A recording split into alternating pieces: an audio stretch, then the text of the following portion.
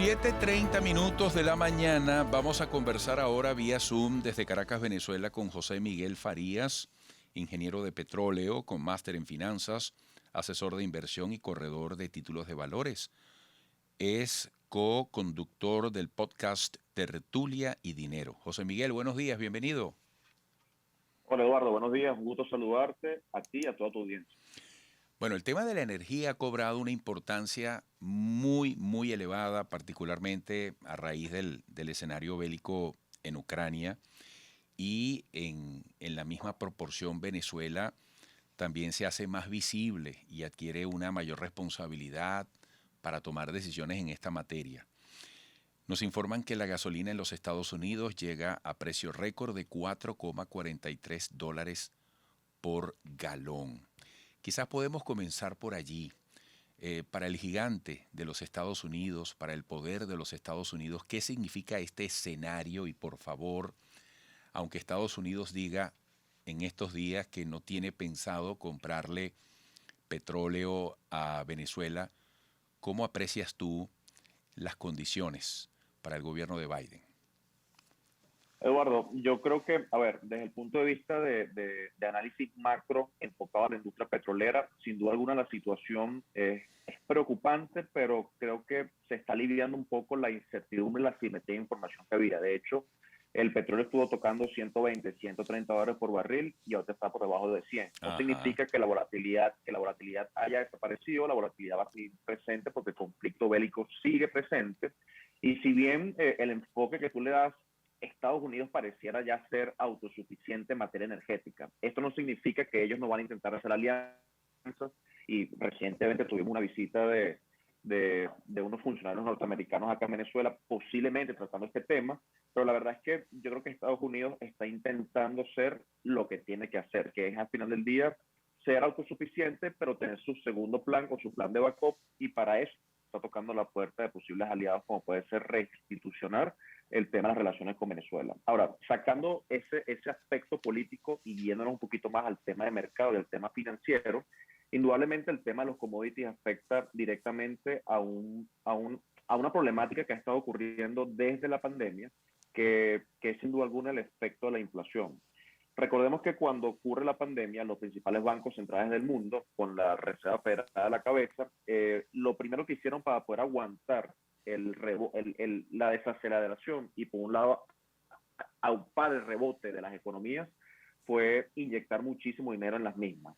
2 años después de la pandemia estamos viendo niveles de inflación en Estados Unidos, por ejemplo, no vistos en los últimos 40 años. Y si a esto le metes en el cóctel incrementos de precios de commodities que no se estaban viendo desde hace más de 10 años, la verdad es que la situación es bastante preocupante desde el punto de vista de la inflación.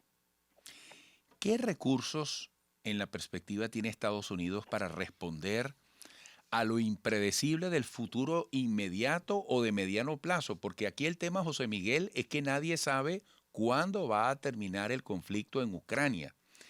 ¿Hasta qué punto puede ser en el tiempo autosuficiente los Estados Unidos? Porque además lo que ocurra en los Estados Unidos va a tener un impacto en el planeta, ¿no? Desde el punto de vista económico. En el marco de las complicaciones que ya traía la economía antes del inicio del conflicto bélico en Ucrania. Eduardo, para mí el tema principal desde el punto de vista de que haya una complicación que repercuta, por ejemplo, en incremento de precios absurdos, está más ligado con los commodities que en otro escenario, en otro nivel de industria. Si tú revisas bien, el PIB de Rusia es algo parecido al PIB de Texas. A ver, o sea, Rusia es un actor importante a nivel geopolítico y obviamente a nivel de commodities, porque, por ejemplo, a nivel de generación de metales, producen el 25% de cobre, son los principales productores de paladio. Entre Rusia y Ucrania producen un cuarto del trigo a nivel mundial. Entonces, a nivel de alimentos, que ya hemos visto en los últimos 2 años, un incremento de 20% anual, posiblemente ese cuello de botella, si aparte le sumas el tema de la cadena de suministro, puede hacer que los precios de los alimentos, el precio de los fertilizantes, sea una complicación en los meses por venir. A nivel energético, creo que la volatilidad va a estar más ligada a nivel de noticias. Putin recientemente dijo que los acuerdos con Ucrania podían dilatarse porque él sentía que no estaban poniendo de su parte. Ojo, esto desde la posición de los rusos. Y eso, obviamente, de hecho, hoy está haciendo que el petróleo esté subiendo un tanto por ciento, acercándose a los $100 por barril. Ahora, desde el punto de vista económico, yo creo que la complicación y la preocupación más inmediata que tienen los principales bancos centrales es el tema de la inflación. Porque la inflación se puede salir de las manos y no hay nada que le duela más a la gente que el poder adquisitivo de sus bolsillos, como bien sabemos los venezolanos. Entonces creo que la Reserva Federal, de hecho, ya con la reunión que tienen hoy, ellos arrancaron ayer una reunión de 48 horas en la Federal Open Meeting Committee, deberían estar aumentando las tasas de interés en Estados Unidos 25 puntos básicos a un 0,25%. Y se espera que sea la primera de 6, 7 subidas este año. Yo creo, y lo dijo Jerome Powell, presidente de la Fed, que su principal preocupación a nivel económico es la inflación, porque todavía no tienen manera de poder ver cómo va a ser la afectación del conflicto bélico en su economía. Entonces van a ir tratando un problema a la vez. Primero la inflación y luego las repercusiones que el conflicto bélico, o bueno, la invasión de Rusia a Ucrania pueda dejar. José, con un carácter pedagógico, recuérdanos, ¿quiénes son los commodities? ¿Cómo funcionan como actores en esta dinámica?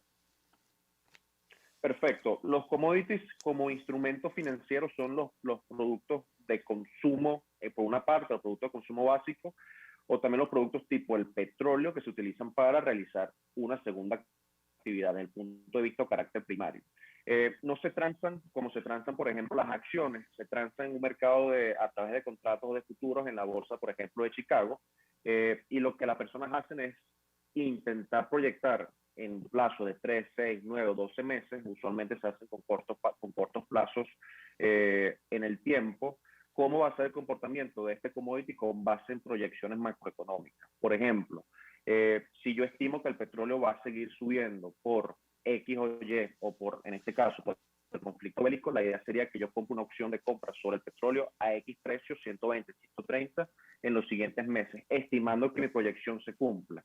El mercado de futuros o el mercado de commodity en general, la verdad es que se trata más sobre proyecciones en relación a ciertas condiciones macroeconómicas que al final no tienen por qué ocurrir, pero se utilizan mucho a nivel de industria para poder cubrirse de riesgo.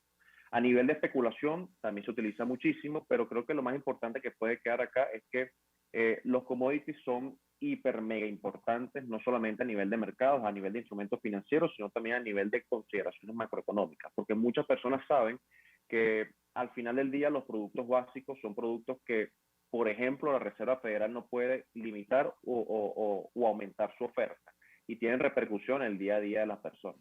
José Miguel, brevemente, ¿de qué manera Venezuela puede aprovechar estos escenarios? Mira, el punto positivo, para dar las dos caras de la moneda, el punto positivo, pues el incremento de los precios del petróleo obviamente beneficia a Venezuela si estemos produciendo menos de 1 millón de barriles, que obviamente no es ni de cerca los 3,2 millones de barriles que producíamos hace 15 años. Pero cuando tú presupuestaste hace 3 meses que, bueno, el petróleo, el precio del barril de petróleo iba a estar en 50, 60 y te consigues con un precio de barril en 100, 120, todo excedente es bueno a nivel de ingreso en las arcas del fisco nacional. Desde el punto de vista negativo, yo creo que la repercusión a nivel de los alimentos va a ser importante, no solamente en Venezuela, sino en prácticamente todo el mundo, pero con especial énfasis en el cono sur, porque estamos, y sobre todo en Venezuela, que estamos un poco más limitados y alejados de la dinámica económica mundial. Creo que los precios de los alimentos deberían empezar a subir. Por ejemplo, si hace un año realizar una hectárea productiva de maíz te costaba $1,000, ahorita capaz te cuesta 1,250, 1,350. A nivel de fertilizantes, como el NPK, por ejemplo, seguramente va a tener incrementos absurdos por el tema de Ucrania y de Rusia, que afecta directamente también a este fertilizante. Entonces creo que más a nivel positivo, incremento de precio de petróleo, más a nivel negativo, incremento en los precios de los alimentos y sus derivados. Venezuela tiene cómo responder en caso de una alianza comercial de venta de petróleo a los Estados Unidos. A ver, Me refiero a nuestras capacidades de producción, al estado de salud de nuestra empresa petrolera, a las perspectivas de esos 2 millones de barriles que promete Nicolás Maduro incluso para este año. Mira, muy sinceramente, Venezuela necesita realizar inversiones entre 10.000, 12.000 millones de dólares por los siguientes años, 5 o 7 años, para poder alcanzar la cifra de 2 millones de barriles. Lo malo de esto, de la industria, con base en mi experiencia, es que es muy fácil caer y levantar, es muy difícil. Y eso es lo antagónico de este proceso, que al final destruimos algo que costó mucho levantarlo y que paulatinamente volver hasta donde estábamos va a costar bastante. Entonces no es tan fácil. O sea, la verdad es que no es que de la noche a la mañana soplar esa botella, voy a pasar de 1 millón de barriles a 2 millones de barriles. Se necesita mucha inversión privada, se necesita incluso la recuperación del capital humano. Venezuela siempre tuvo, y esto sí lo digo con total responsabilidad, una ventaja competitiva a nivel de capital humano en términos de técnicos, en términos de ingenieros, que tenía una ventaja competitiva en la industria petrolera. Lamentablemente, muchas de estas personas, y lo digo de nuevo con base en mi experiencia, muchas de las personas con las que yo trabajé, por ejemplo, perforando pozos en Halliburton, ya no están en Venezuela. O sea, y estoy hablando, si me pregunta, de 10 personas, 8 o 9 no están en Venezuela. Y volver a traer el capital humano necesita mucho más allá de inversión privada, también los incentivos adecuados a nivel de país para poder recuperar la industria petrolera.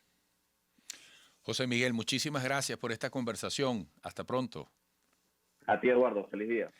José Miguel Farías, ingeniero de petróleo, con máster en finanzas, asesor de inversión y corredor de títulos de valores, co-host del podcast Tertulia y Dinero.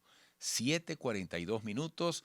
Recuerden, amigos, a través de Twitter e Instagram me puede contactar por @EduRodríguezG. Nos encanta saber desde dónde nos están siguiendo en este momento, ya sea en los Estados Unidos, Latinoamérica o el Caribe, incluyendo a Venezuela. Volveremos.